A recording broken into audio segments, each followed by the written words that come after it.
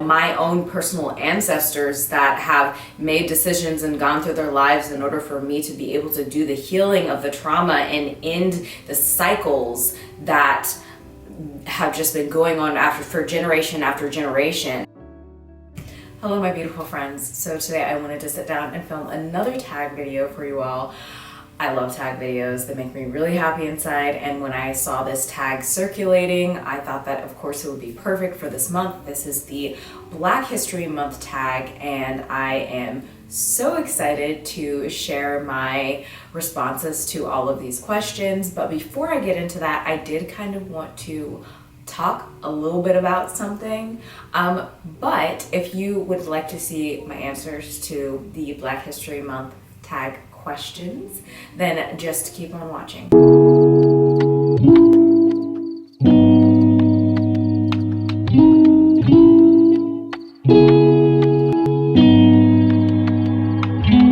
So I guess I just kind of wanted to preface this before I get into this video, kind of my mindset and why I wanted to actually make this video, because honestly I was super hesitant about making this video. You've probably heard me talk about, if you have watched my videos for any amount of time, I have talked about previously that throughout my adolescence and growing up, I read a ton. I was reading constantly. I would read like 20 books a week. It was insane. So reading was a really important outlet that I am so grateful that I was able to have throughout my adolescence of growing up through my younger years and into my teenage years. It was just a really important escape for me. It really helped to shape me into the person that I came to be, I feel. But at that time, I did not have access to a lot of diversity when it came to what I was reading. And I remember vividly saying and thinking that I did not like reading books by Black authors because I couldn't relate to the characters that they were talking about, and I didn't necessarily like the way that they were written. And that was a very narrow-minded, just like uneducated, honestly, ignorant view that I had at that current time, purely because of the fact that I did not see the value in reading books by Black authors. I had no understanding or clarity of who I was as a person to be able to see, what I could be getting from books by Black authors, and also where I was getting my books from. When I started reading more, I was getting a lot of my books from Christian bookstores and stuff, and there are some series that I very much enjoyed and some books that I enjoyed from the Christian bookstore, but there wasn't a lot of diversity, and there wasn't a lot of diversity in not only the race or the ethnicities of the authors, but also in the experiences of the characters in the books. And so, like I said, my view was very narrow-minded because of just my age and my own life experiences, but also because the perspectives of the authors that I was reading, their views were also very narrow-minded, if that makes sense. And so I did not read diversely whatsoever growing up. And then as I, came into my older adult years, I wasn't reading at all after I had my child, and I only really started reading again in 2020. It was really important for me to be able to build a foundation of understanding these powerhouses of literature, not only of Black literature, but literature in general, how they've really been trailblazers for, novels in general and writing in general and other authors. And I just had no idea about it because I just wasn't aware of it. And so, it's definitely been something that I've been focused on being more mindful about this year. And being in Black History Month, I wanted to focus on reading Black authors because it's just something that's really important to me. Not only because I was feeling some kind of shame around not acknowledging my Blackness in this way. That was something that I really took away from 2020, was not only acknowledging my Blackness, but realizing how nuanced and multifaceted and how important it really was for me to understand. 2020 was a huge eye-opener for me, and something that I'm so grateful for is the fact that it really kind of blew open this door and this desire and this understanding of how valuable and important it is to be connected with all of the things that make up who I am and all of the things that have brought me to where I am today, whether it's authors that have paved the way for, Black authors now, or if it is, my own personal ancestors that have made decisions and gone through their lives in order for me to be able to do the healing of the trauma and end the cycles that have just been going on for generation after generation, be able to get me to this place where I can have the awareness to be able to heal from those things and end those cycles now. So yeah. Long story short, I just realized how important it is not only for me to have this understanding, but also with the way that I relate to other people around me, because if I don't acknowledge myself, who I am, how do I expect anyone else to acknowledge that as well? I need to stop rambling, but I just kind of wanted to start out by sharing that because it was something that I was nervous about, and I was kind of ashamed of the fact that I haven't read a lot of books by Black authors that I feel like I should have read by now. But I truly believe that now is the perfect time to be reading those things for me personally.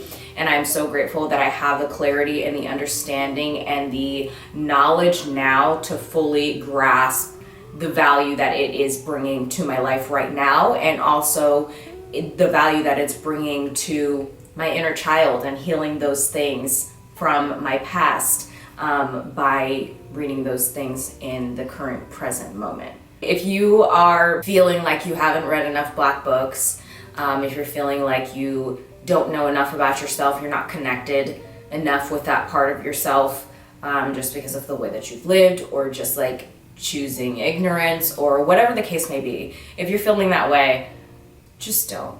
If you have the desire to learn more about a part of yourself, that's all you need.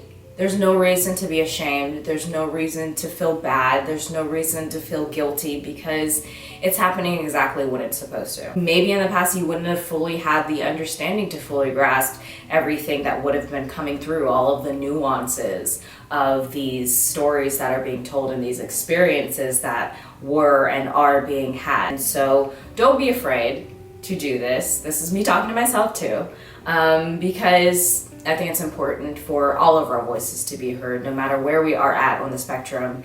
And we're all different. We're all at different stages in our lives. We're all doing different things, different points in our journey. And I think that's what honestly makes us beautiful. And so, yes, I think that's pretty much all that I wanted to say on the subject. I just wanted to say that to encourage anybody that may have been feeling a little discouraged, or like they didn't really have a place in making a tag video like this, because I think that it's important, whether you're just going to talk about books that maybe you want to read, or authors that you are interested in reading, or you're talking about ones that you have read. Just showing up wherever you are currently. That's what it's all about. That's what we're here for, to be showing up as our authentic and real selves. And that's what's really important for me to be doing. So let's go ahead and get into it. So the first question is, what is a book everyone should be reading during Black History Month? Give one fiction and one nonfiction title. Also, before I get into the answer to this question, I will put down below the original creator of this tag.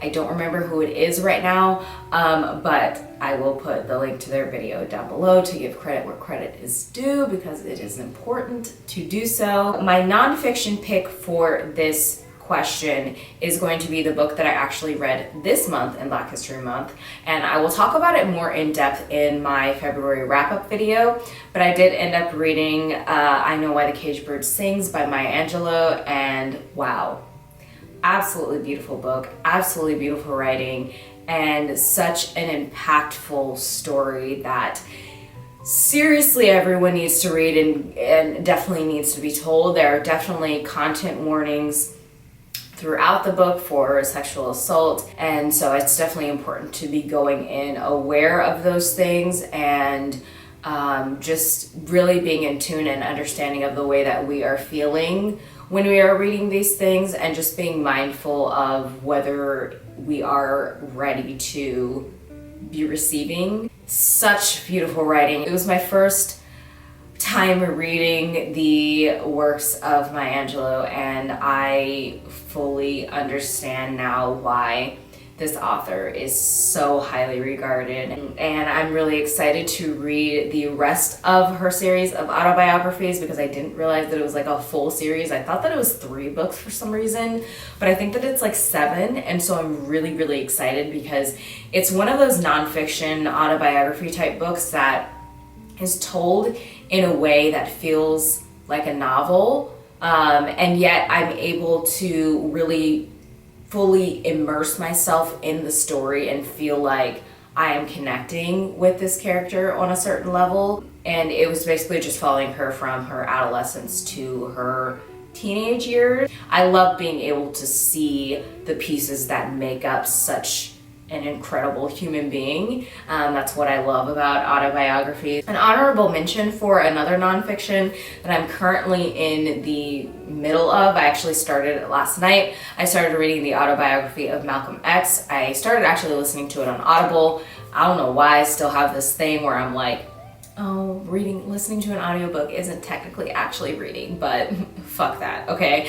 I wanted to be able to read it, and it's a good way to read nonfiction books for me. I absorb the material a lot more easily through audio rather than if I'm reading them.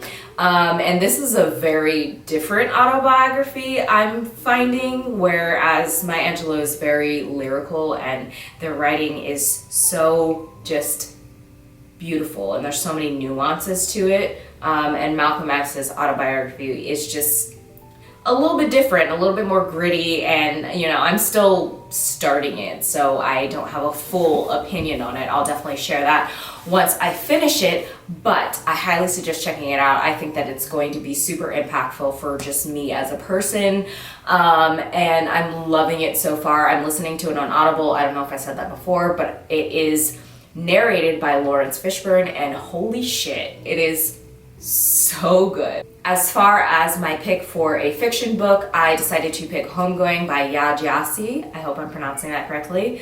I absolutely love this book. I love her other book as well, which is Transcendent Kingdom. I don't know if it's just like the subject matter or the writing in general that just hits me in some type of way, but both of those books just like smack me over the head with so many different things. And so Homegoing is basically following 2 sisters who don't know anything about each other and kind of how their lives are very different. One of them ends up being sold into slavery and ends up being in the United States, and it shows her life and her ancestors and her children and her children's children from, you know, that point. And then the other sister ends up staying in Africa, and then, you know, same kind of story. Each chapter is told from a different person's perspective, and I thought that that would be really confusing at first for me, but actually, wow, it was amazing. It was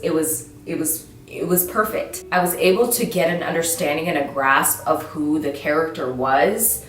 And it wasn't confusing at all. It wasn't like it was just these stories of these people that I wasn't able to connect to. I connected to every single one of the characters, and that is something that I felt like is really challenging to do. Like, some people can't even do that with like 2 characters or like 3 characters. So I fully acknowledge and applaud the just amazingness of this author, and they're definitely going to be an author that I kind of auto buy their books. So the next question is, which Black booktuber would you recommend watching and why? When I was making my list to answer these questions, I picked like 10.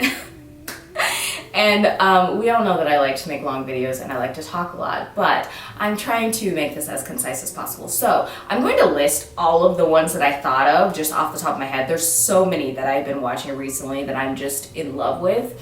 So I'm not going to be able to mention all of them. I'm actually thinking about making a separate video just like recommending Black booktubers, but I'm going to keep it to 3 right now. The first booktuber that I absolutely love is To Be Black and Loved Jonathan. They're one of those people that whenever they post, I get very excited, and whenever they have like the premiere thing going on, I get a little sad inside because I'm like, I want to watch it now. Their videos are just so concise, so perfectly articulated. One of my favorite videos by them is their review of Grown by Tiffany D. Jackson. It's like a balance between the emotional connection to the book and the way that they feel about the book and the way that it impacted them personally, and also just having the knowledge and education to be able to efficiently articulate it. It's something that I am definitely working on, and that's kind of what I have realized when I'm like picking my favorite booktubers, is that like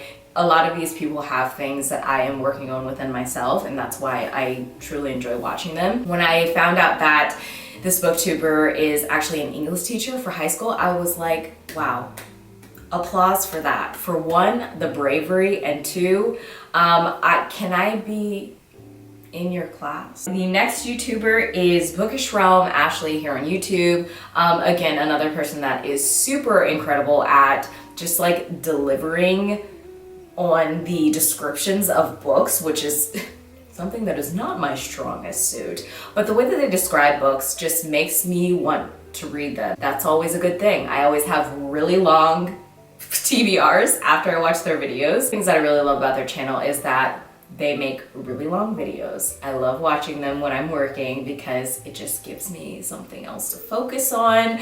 And I'm like, yes, let's just sit down and watch this 45-minute video. Like, it gives me so much life. Something that I really appreciate from their channel is that they talk a lot about romance novels and also like picture books. And so the range of the different types of books that they read is just really refreshing to me and gives me a lot of insight into certain genres that I maybe wouldn't have been as open to reading previously. The last person that I'm going to mention right now is, I believe that's how you pronounce their channel name, I'm not positive, Jameelah Be Reading. I believe they're like more of a newer YouTuber, and oh my gosh, I love their personality. I feel like all of these people are just kind of people that I really just desire to be friends with.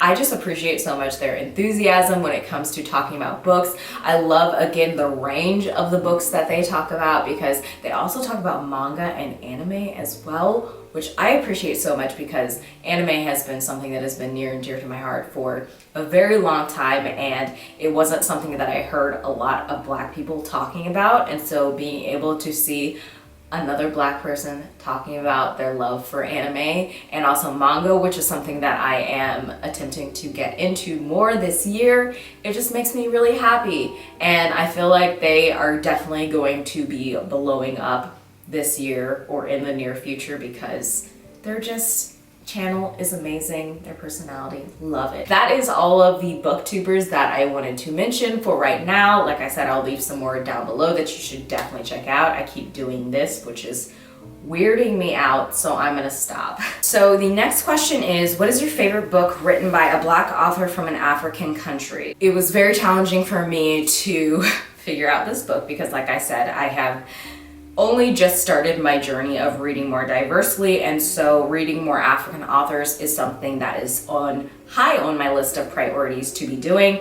But I was able to pick someone that had one of my favorite most recent reads. I actually read it last month. I'm working on saying the author's names in books, even if I struggle with pronouncing them, so please forgive me. But Mbolo Mabui, I believe that's how you pronounce their name. They wrote Behold the Dreamers, and wow, this book actually really surprised me. Honestly, I didn't really know what the book was about going into it. I just kind of like had a brief idea of the synopsis, but basically this is focusing on a Cameroonian family. It's basically a study on the American dream, not only from their perspective, but also from the perspective of a white family that the father is working for. It felt really real and a really authentic story that felt like something that has actually happened. It was really impactful for me in a way that I wasn't expecting, and I very much appreciated. It was written so beautifully. I flew through it, which I wasn't expecting for like a contemporary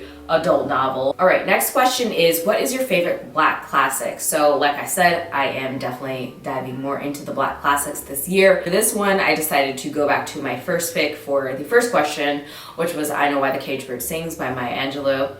I just think it's a book that everybody needs to read. It does speak about very heavy topics at times, but it's told in such a beautiful way that it is still extremely impactful, but without being super overwhelming. And so I definitely think that it's something that we should all make an effort to read. Okay, next question. Which movie, book to movie, adaption, documentary would you recommend watching during Black History Month? I've watched so many of these tag videos, so I'm kind of drawing inspiration from a few people that I've seen, but one movie that someone mentioned that I wasn't really expecting, but after I thought about it, I was like, yeah, definitely, is Black Panther.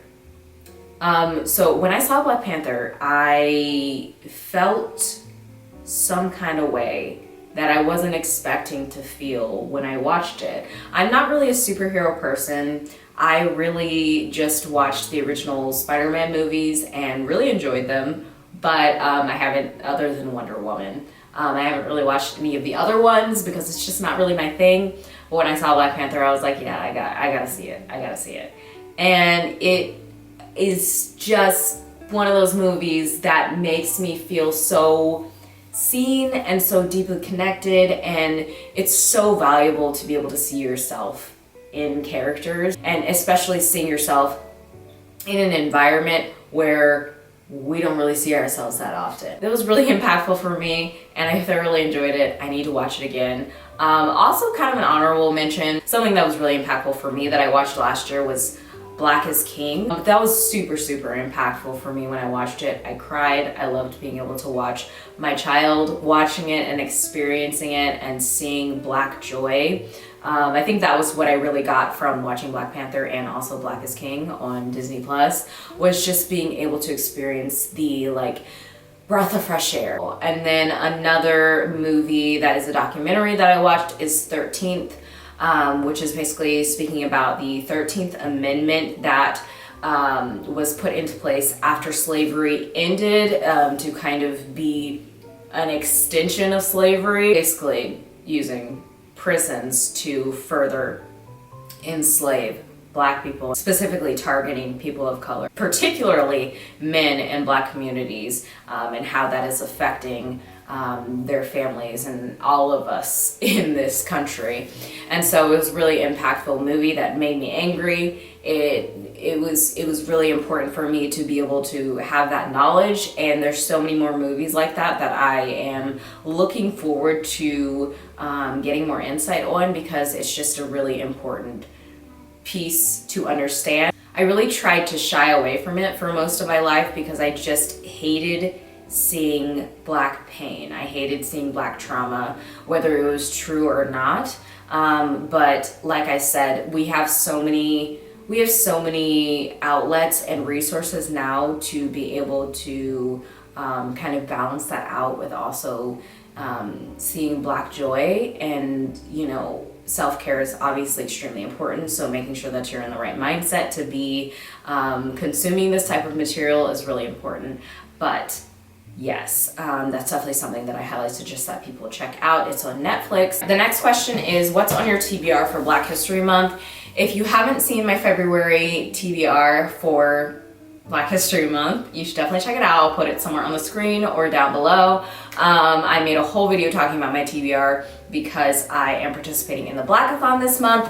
But as far as books that I'm currently reading, like I said, I am reading the autobiography of Malcolm X. I'm also currently reading A Song of Wraiths and Ruin, but I'm very proud of the books that I have read so far. I've read some really good ones, so I'm excited to share that with you guys at my wrap up for this month. And then the last question is, which new releases by Black writers are you looking forward to the most this year?